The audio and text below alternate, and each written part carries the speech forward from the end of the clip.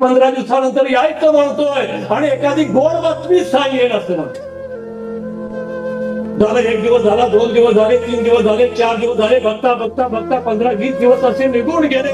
मी दुसऱ्या दिवशी सकाळी उठलो, वर्तमानपत्र काढलं, पेपर वाचला. पहिल्या पानावर बातमी होती 2014 मध्ये कुपवाडा सेक्टर मध्ये त्या पाकड्यांशी लढता लढता सुनील जोशीकर शहीद. मला काही कळायला तयार नाही. 15-20 दिवसापूर्वी मला सुनील भेटला, त्याच्याशी मी बोललो, त्याच्याशी चर्चा केली आणि जाताना त्यानं मला सांगून गेला की एखादी गोड बातमी सांगेन म्हणतोय. कोणती गोड बातमी तो सांगणार होता आणि तो निघून गेला. तो नाहीसा झाला.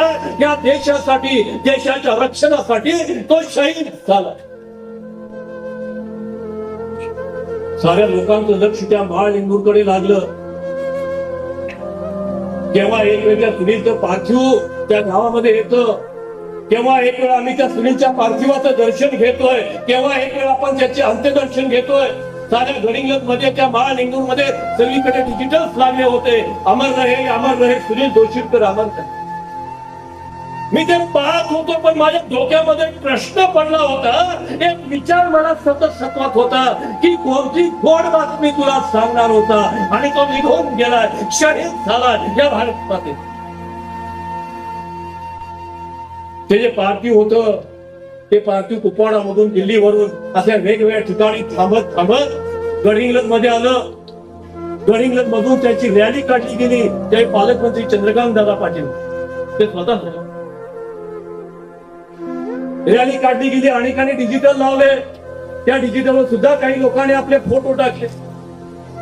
गाणं वाजत होतं, ऐ मेरे वतन के लोगो जरा याद करो कुर्बान.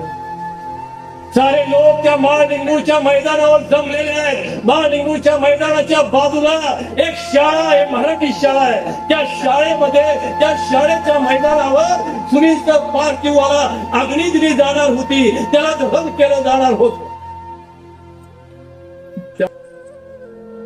माझं लक्ष त्या शाळेकडे गेलं. माझं लक्ष कुठं कुठं नव्हतं. कोण व्याप येतोय, कोण कुठं श्रद्धांजली अर्पण करतोय, काही माहित नव्हतं. माझं लक्ष एकाच ठिकाणी होतं की कोणती गोड बातमी सुनील सांगणार आहे आणि तो नाहीसा झालाय, निघून गेला. ज्या शाळेवर त्याची चिता रचली होती, ती शाळा सुद्धा त्या दिवशी रडत,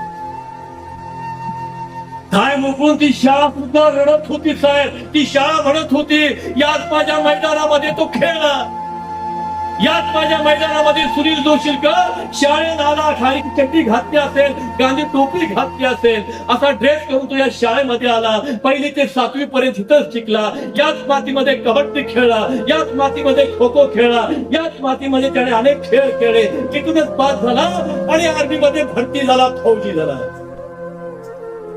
त्या शाळेच्या मैदानावर आज त्याचे पार्थिव येणार आहे, त्याला दहन केलं जाणार आहे.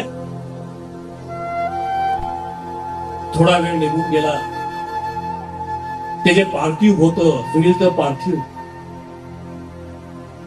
ते मिरवणुकीला फिरवत फिरवत फिरवत त्या मैदानात आणलं गेलं. त्या मैदानात आणलं गेलं. भटजी त्या ठिकाणी बसून मुखाग्नीचे मंत्र वगैरे म्हणतोय.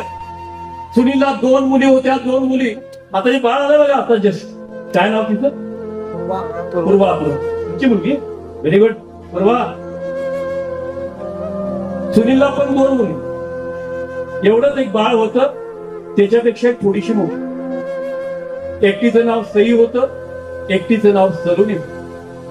सारा जनसागर त्या मैदानामध्ये आलाय.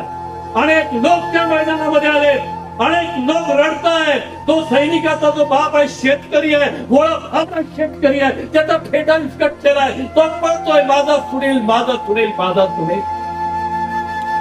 जे लहान मुलाला काही माहित नाहीये, ते खेळत बसलेत मातीमध्ये ते खेळताय, मातीमध्ये खेळत बसले. त्याला माहित नाही आपला बाप शहीद झाला, आपला बाप निघून गेलाय. या भारत मातेची सेवा करता करता तो निघून गेलाय, शहीद झालाय. त्याला काही माहित नाहीये. त्याच्या डोळ्यासमोर एक प्रश्नचिन्ह आहे, हे लोक का जमले, हे एवढे लोक का जमले, माझ्या वडिलांचं काय झालं, माझे वडील गेले कुठं, देश सेवा करायला गेले होते. मम्मीला सांगितलं होतं की 15 दिवसात मी येतो म्हणून सांगितलं होतं, पण माझे बाबा आहेत कुठं, हे त्या मुलीला माहित नाहीये. हे सगळं चालू आहे. थोड्याच वेळामध्ये मंत्राग्नी दिला जाणार आहे. सुनील जोशीकर आम्हाला सोडून निघून जा.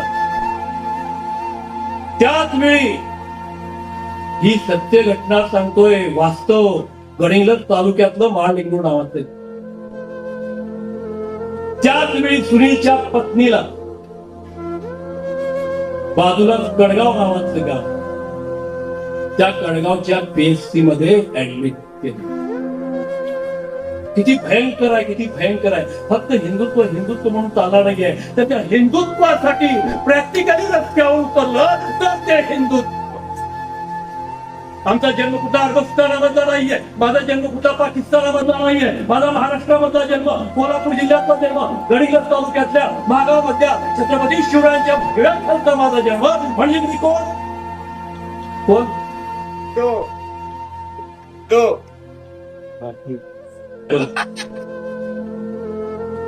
तुम्ही सांगा. सगळे असतात आणि सगळे मिळून असतात, पण जे वास्तव आहे ते सांगायला मी घाबरत नाही. कारण का आम्ही हिंदू हे पण तुम्हाला सांगतो. इथे एखादे मौलवी जरी कोणी आले, माझे मुल्ला मौलवी जरी आले, तरी त्यांना पण मी सांगेन की आमचे जे पूर्वज होते, रियालिटी आहे, रियालिटी आहे, वास्तव आज तुम्हाला सांगतोय. आमचे जे पूर्वज होते ते हिंदू होते. माझे पूर्वज हिंदू होते, ते महादेवाची पूजा करायचे.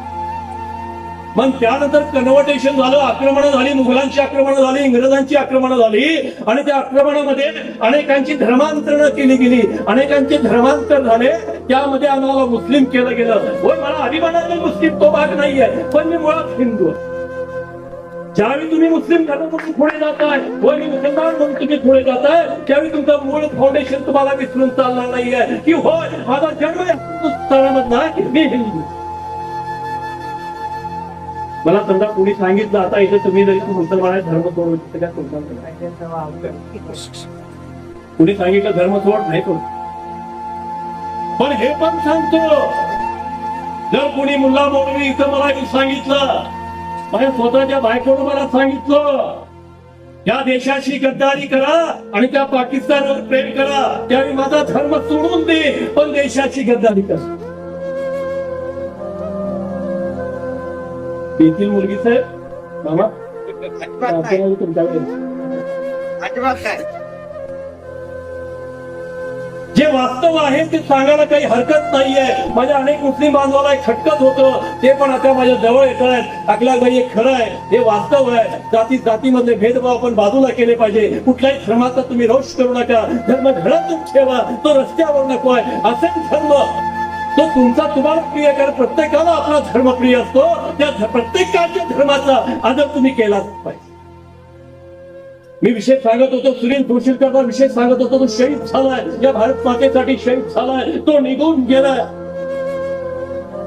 आणि त्याचं पार्थिव त्या शाळेच्या मैदानावर आणलं गेलेलं आहे. थोड्याच वेळामध्ये त्याला मंत्राग्नी दिला जाणार आहे. आम्हाला सुनील जोशीकर सोडून निघून जाणार आहे. त्याच वेळी तिच्या बायकोला, तिच्या पत्नीला, बाजूला कडगाव नावाचं गाव आहे, त्या कडगावच्या PHC मध्ये तिला ऍडमिट केलं. त्या 2 तासाचा कालावधी निघून गेलाय. मंत्राग्नी द्यायला ते जे पार्थिव होतं सुनील जोशीकरचं, ते खाली उतरवलंय, त्या चितेवर लिहून ठेवलंय. तेवढ्यात ती कडगावची अँब्युलन्स जी आहे, ती हॉस्पिटलची, ती अँब्युलन्स नायरण करत त्या मैदानामध्ये, त्या अँब्युलन्सचं दार उघडलं गेलं. त्या अँब्युलन्स मध्ये सुनीलची पत्नी होती आणि सुनीलला मुलगा झाला होता. ही गोड बातमी आज आहे. तो 10 वर्षाचा आहे. तुझं नाव आहे विराज. जनतेचा अधिकारनामा जाणीव हक्काची या न्यूज चॅनलला लाईक, शेअर व सबस्क्राईब करण्यास विसरू नका व सदैव रहा अपडेट. जाहिराती व बातमीसाठी आजच न्यूज चॅनलशी संपर्क साधावा. 80 87 820 897.